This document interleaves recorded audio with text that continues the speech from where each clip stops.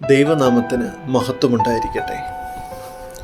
നമ്മളൊക്കെ ജീവിതത്തിൽ പല തീരുമാനങ്ങൾ എടുക്കുന്നവരാണ്. നമ്മുടെ തീരുമാനങ്ങൾ കൂടുതലായി പുതുവർഷത്തിലായിരിക്കും എടുക്കുന്നത്. New year resolution. പലപ്പോഴും എടുക്കുന്ന തീരുമാനത്തിൽ പല കാരണങ്ങൾ കൊണ്ടും ഉറച്ചു നിൽക്കാൻ പറ്റാറില്ല. ഈ നോമ്പുകാലത്ത് നമുക്കും ചില റെസല്യൂഷൻസ് എടുക്കാം, ചില പ്രോമിസുകൾ എടുക്കാം. ദൈവത്തിന് നമുക്ക് ചില പ്രോമിസുകൾ നൽകാം. ഇന്ന് നമുക്ക് ചെയ്യാൻ കഴിയുന്ന അല്ലെങ്കിൽ ദൈവത്തിന് കൊടുക്കാൻ കഴിയുന്ന ഏറ്റവും നല്ല പ്രോമിസ് എന്ന് പറയുന്നത് ബി കൈൻഡ് ടു അതേഴ്സ്.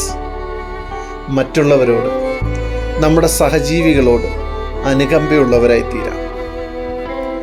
കർത്താവിൻ്റെ പ്രാർത്ഥനയിൽ പോലും പറയുന്നത് ഞങ്ങളുടെ കടക്കാരോട് ഞങ്ങൾ ക്ഷമിച്ചിരിക്കുന്നത് പോലെ ഞങ്ങളുടെ കടങ്ങളും ദോഷങ്ങളും ഞങ്ങളോടും ക്ഷമിക്കണമേ എന്നാണ്.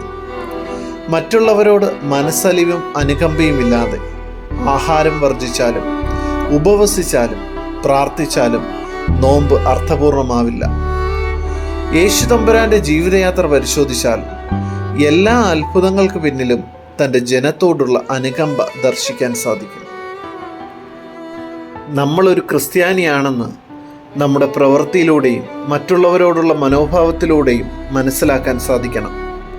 സ്വാർത്ഥതയും അഹംഭാവവും വരുമ്പോഴാണ് നാം അനുകമ്പയില്ലാത്തവരായി മാറുന്നത്. സദൃശവാക്യങ്ങളിൽ ശലോമോൻ പറയുന്നു, നാശത്തിനു മുൻപേ ഗർവം, വീഴ്ചയ്ക്ക് മുന്നേ ഉന്നതഭാവം. നമ്മുടെ വാക്കുകളും പ്രവൃത്തികളും മറ്റൊരാളുടെ കണ്ണീരിന് കാരണമായി തീരരുത്. മറ്റുള്ളവരെ പരിഗണിക്കുന്നവരായി മാറാം, അഹംഭാവമില്ലാത്തവരായി മാറാം, കൂടുതൽ വിനയപ്പെട്ട് ജീവിക്കാം.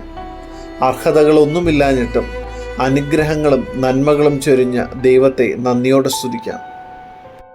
ഇന്ന് നമുക്കൊരു തീരുമാനമെടുക്കാം. ഞാൻ മറ്റുള്ളവരോട് അനുകമ്പയുള്ള വ്യക്തിയായി മാറും. അതിന് സർവശക്തനായ ദൈവം നമ്മെ ഏവരെയും സഹായിക്കട്ടെ, ശക്തീകരിക്കട്ടെ, ബലപ്പെടുത്തട്ടെ. ആമേൻ.